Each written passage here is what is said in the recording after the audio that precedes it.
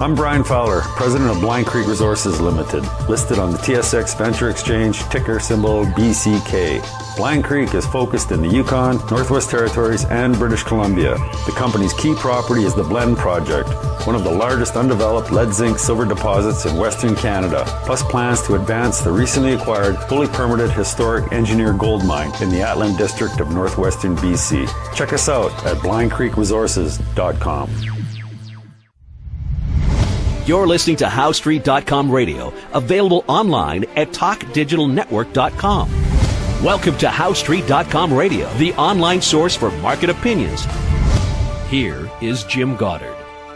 My guest is Stewart Muir, Executive Director of the Resource Works Society. Welcome back to the show, Stewart. Hi, Jim. It's great to be here. Oil gets nothing but bad-mouthed all the time. It's messy. It's dirty. It's a symbol of the past.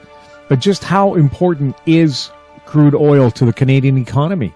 Well, it's got to be said, it is irreplaceable in our daily lives. Everyone uses it. It really doesn't matter if you're someone who wants to, as I hope we all do, want to improve the human imprint on the environment around the world, because it finds its way into our lives in all kinds of ways. And we have to confront that fact. I know it's difficult. Some people, they see red when they hear those words, that we have to deal with this, but I really think it's important in the work I've been doing with ResourceWorks to just get out there and let's have a conversation about it. Is it true that it pays the rent for our country, as some economists say? Well, that's a phrase that we heard recently from a distinguished resource economist who came to speak to our advisory council from community groups around BC. And the way that she put it was that crude oil exports are what pay the rent for Canada, not just BC. And that's because of the trade balance, which is a really interesting topic. When we talk about the trade balance, are we talking about what we import, what we export, what kind of stuff we import, export? Yeah, we're a trading nation. You know, we're not a big country. We rely on being able to trade our goods, and that's how we built economic prosperity for Canada. That's why we're in the G20. That's why, even though we're only 35 or so million people, we are one of the top countries of our influence and our quality of life, and that's because we are able to export our goods. And 80% of the things that we export are based on natural resources. And then there's other things that we manufacture, be it automobiles or Bombardier craft and different sorts of foodstuffs that we make. But natural resources are the foundation. And within that, crude oil stands head and shoulders, and then some, above all of the others. Now, of course, the big complaint about crude is when you spill it, it's not very nice. Well, that's right. And, you know, since the terrible Exxon Valdez accident on the coast of Alaska years back, the attention globally on tanker safety has been very much like the attention we saw since the 1970s until the present time with passenger safety in aircraft. You know, when I was growing up, I remember in the 70s, it seemed like every other week there was some plane crashing into a mountainside somewhere, some terrible loss of life. And that doesn't happen anymore because the traveling public was not willing to stand for it, just like the public today will not stand for oil to be spilled into the ocean. And so since Exxon Valdez was, you know, the worst catastrophe on the coast here, there has been a series of changes to global practices and specifications, the training regimes. You look at all the work that the federal government in Canada has done around the tanker safety regime. It really is on a par with aviation safety. So when I step on a plane these days and I'm flying to Toronto or California, just like most people do on a regular basis, we don't think about the safety, unless you're maybe a small portion of the traveling public who has got some fears. But most people, you look around the plane, no one is worried. They're more concerned about, will I get Wi-Fi or what's to eat on the plane? And it's the same with crude oil shipping. We don't have concerns because we have elevated our practices and our technologies to the point where this has been factored out. And, you know, the vast majority of Canadians recognize it. In a place like BC, there's a little more friction around it because people live by the ocean. They cherish what they see, as they should, because it's irreplaceable. But the fact is that it is safe. We already transport all kinds of goods through that could be called dangerous. Our neighbors to the south in the U.S., they're already on a yearly basis sending twice as many crude oil tankers into Puget Sound, into the Salish Sea, as we will once we get the Kinder Morgan pipeline expansion built. So the precedent is already established for safe shipping in these waters. Are not all the tankers on the West Coast double-hulled? Oh, yes, they are. And has there been any serious accident involving a double-hulled tanker? No. Oh, those are pretty fast answers. Do you think people think about that or know about that? You know, I think there is a tendency to look for examples of catastrophe so that people with a different concern can deal with their frustrations. You know, maybe someone's issue is climate, which is a good issue to have. We all ought to be concerned about it, and there's a lot happening in Canada to improve our performance, but they're not getting excitement from the public because climate, to a lot of people, is kind of boring. You can't see it or touch it in a sense. I mean, obviously it's all around us, but it's not as tangible. So I think there's been a tendency for those who want to get the public's attention on things like climate to instead talk about things that are more tangible and create the excitement around those things. So talking about,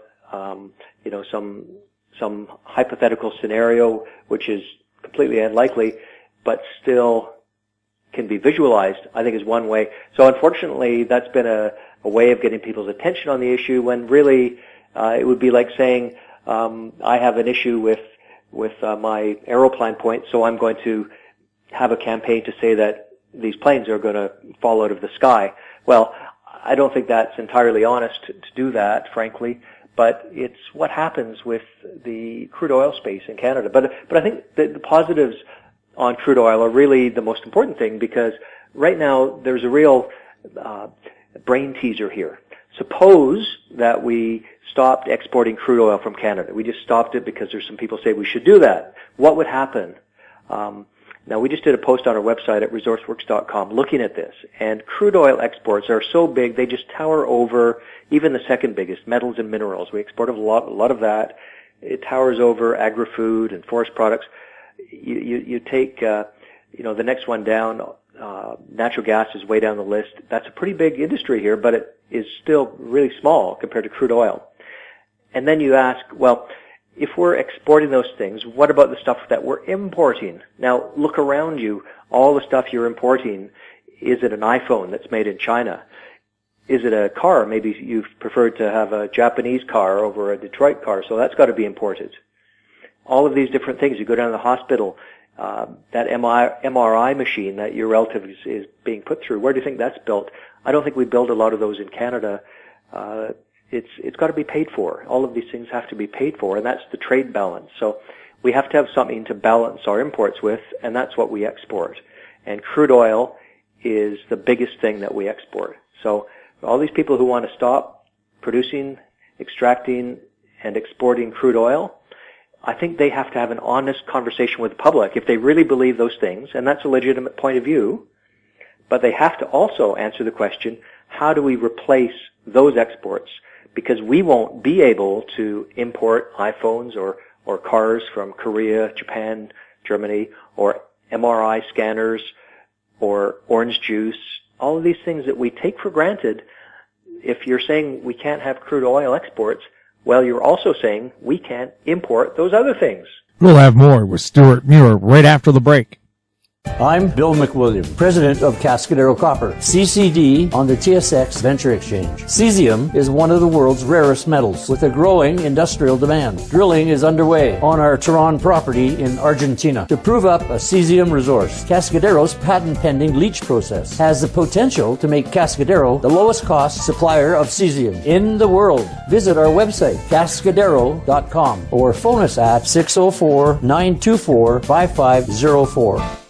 GEM International is a new diamond explorer in the richest diamond producing country in Africa, located next to the fourth largest producing diamond mine in the world. International Spotlight is on an 1109 carat diamond recently discovered in Africa by a fellow Canadian junior with a proven operator and finance team. GEM International trades on the TSX Venture Exchange, symbol GI. Visit us at gemdiamondmining.com. Welcome back. We're speaking with Stewart Muir. Stewart, I know in Ontario they rely a lot on the auto industry for their manufacturing and the wealth in their province, but how big is the auto industry, say, compared to something like the crude oil industry? Well, when you look at the auto industry in terms of the number of jobs it's got, the number of things that it come out of the factories, it is a gigantic industry, and there are times when the overall value of all those things moving around the economy out in Ontario mainly is greater than crude oil. But it's actually quite interesting when you look closer at it, because our the economist we asked to look at these issues of crude oil versus other parts of the economy, discovered something really interesting, which is that when it comes to automobiles, we assemble cars in Canada. We don't make all the parts. So when something's put together in Oshawa, that pickup truck or Lincoln Continental put together, it requires imported parts from all over the place. And these assemblies and pieces have to be brought across the border, and they qualify as imports. And until those imports are created into a car, we can't export that car. It has to be made. So there's a very high degree of import content in our automotive exports. And so what that means is the trade balance is not greatly impacted by the automotive industry, even though it's really a great source of jobs and creates a whole lot of economic activity that's very desirable and very necessary to maintaining Southern Ontario's way of life. The fact is it has nothing like the impact on the overall trade balance compared to natural resources, because the thing about natural resources, be it our metallurgical coal, our copper, crude oil, natural gas, is that there's very little in the way of imports that you need to produce it. We can make most of the things we need to extract natural resources and process them. We can make most of that in Canada. Most of it goes into human labor, big component there. And of course we need machines, not all of which we manufacture in Canada, but we do make a lot of machinery for the resource industries. So that helps to keep our trade surplus in the black. So this is one of the interesting things about the Canadian economy, because you'll often hear people say, well, crude oil, it's only around the same size as the auto industry. It's actually probably 2 or 3 times bigger than the export value of the auto industry. We'll have more with Stewart Muir right after the break. Lotus Ventures Inc. is a BC-based medical marijuana company poised to launch into the rapidly evolving cannabis sector. Lotus is in the final review stage of the Health Canada approvals to become a licensed producer, having arranged facility financing of up to $12 million, plus building permits for its prototype indoor production facility. Shares trade under the symbol J on the Canadian Securities Exchange. Visit our website at lotusventures.ca. Keep informed. Receive our weekly recap of thought-provoking articles, podcasts, and radio delivered to your inbox for free. Sign up for the HowStreet.com weekly recap on our homepage, HowStreet.com. Welcome back. We're speaking with Stewart Muir. Stewart, both the BC government and the federal government are slapping carbon taxes on. BC's had a carbon tax for a long time. What kind of a message does that send, and do carbon taxes actually influence the use of fossil fuels? Well, in BC, where we were the forerunner in implementing a carbon tax, not just in Canada but globally, we saw that very quickly after the carbon tax was introduced in 2008, that the public here got over initial apprehension. You remember back around then, I think the NDP campaigned against the carbon tax. Axe the tax was a slogan back in 2009. But I think since that time, there's been a general acceptance. People have said, you know what, we're paying a little bit extra, but it's a tax that is recycled back to those who are paying it through different forms. It discourages certain sorts of behaviors, excessive use of these precious fuels, and it doesn't penalize the user, so it's okay. Now, more recently, we've seen greater widespread adoption of the BC model and different kinds of models, carbon trading, and there's some areas of the country where it's more controversial. I think Alberta, a little more friction in the public space on this question, a lot more division, although I think they've come up with a pretty good model there. And then, of course, the national scheme for carbon pricing in Canada, which is roping in every province, even Saskatchewan, which has said it is not too keen on it, but everyone is coming along for it. So, within Canada, harmonizing the different provinces and territories has been a bit of a challenge. But where it's going to get interesting is the international scene, because right now, Canada, we are, in a great sense, a competitor with the U.S., as well as being a customer and trading partner with them. But we're seeing with the Trump administration not a lot of enthusiasm down south in terms of adopting the climate protecting policies that we are. And the great conundrum for any politician, and it really doesn't matter what political party they belong to, this is economy, not politics, has to deal with the problem of consumer behavior when we have differential pricing. And just think about, you're driving around in your car, you live in White Rock, or any area that is not too far from the USA, and you believe that the price to fill your tank down south is a lot lower. What are you going to do? Now, if we have highly punitive carbon taxes vis-a-vis that kind of decision, we're going to see a lot of that sort of cross-border shopping take place. Of course, it happens now on a big scale, but I would expect even more. But it's in the industrial end that I'm more concerned about.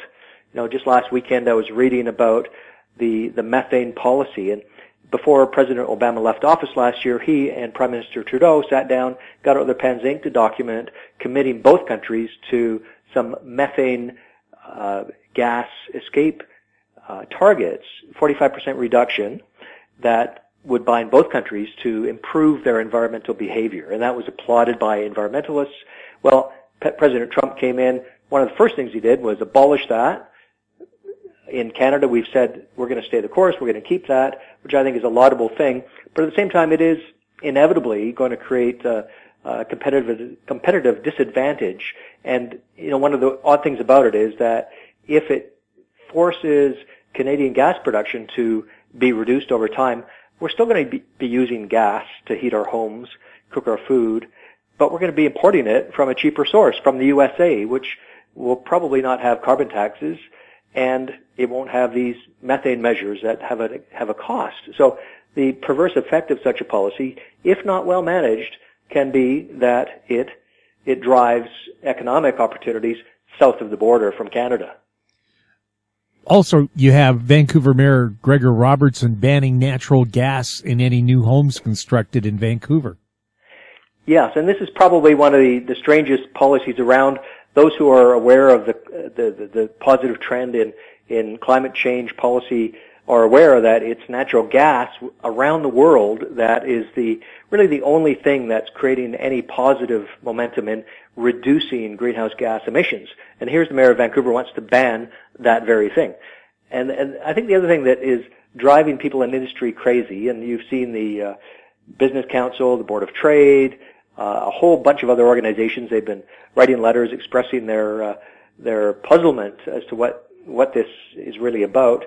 They're trying to figure out what to do, because you see the appliance industry, they're selling these 99% efficient natural gas furnaces you can get in your home.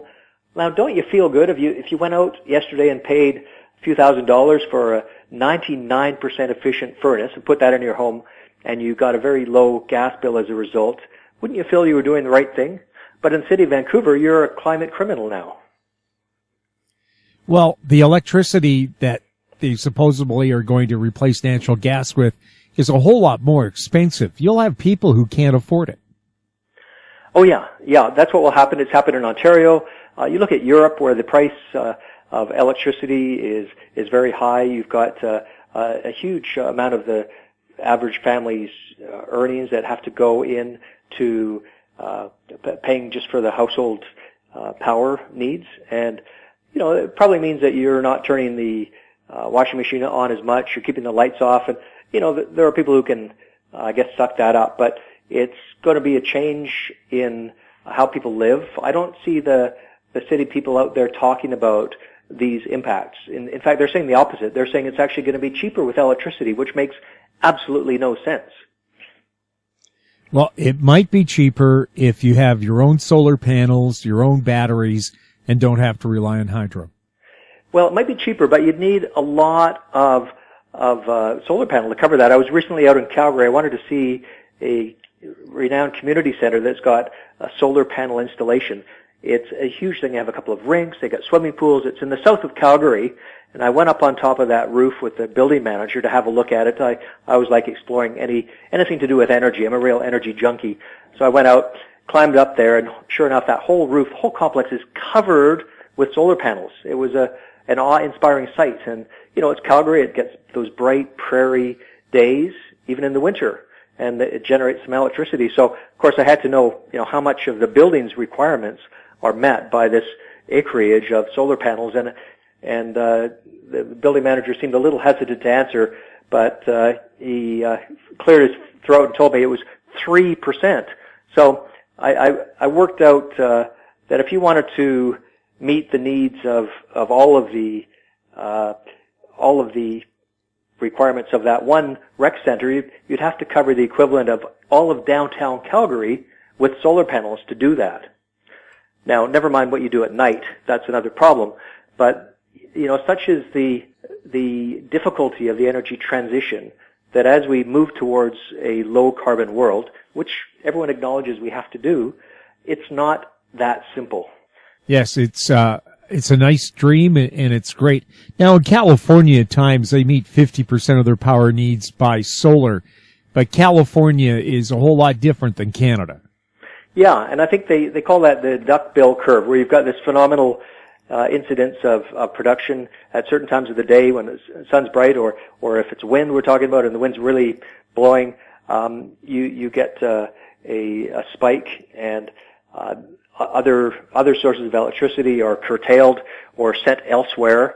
So that could be coal-fired or natural gas-fired or nuclear powered sources, but in the current way that things are done, when that sun goes down behind the mountains or the wind stops blowing, what are you going to do? You still have to have those energy sources. And so a lot of people are searching for that holy grail of storage for the power so that it can be held on for later. And right now, that is just a huge scientific challenge that lots of people want to solve, but it still hasn't been solved. Well, one project I saw concerns you use the solar to heat sand, kind of like at the midpoint of a sand glass or a sand timer that you would use for cooking eggs. And so you heat that sand up to an incredible temperature. You run water pipes through it at night. It generates steam. The steam turns turbines. It's a great theory. No one's made it really work yet.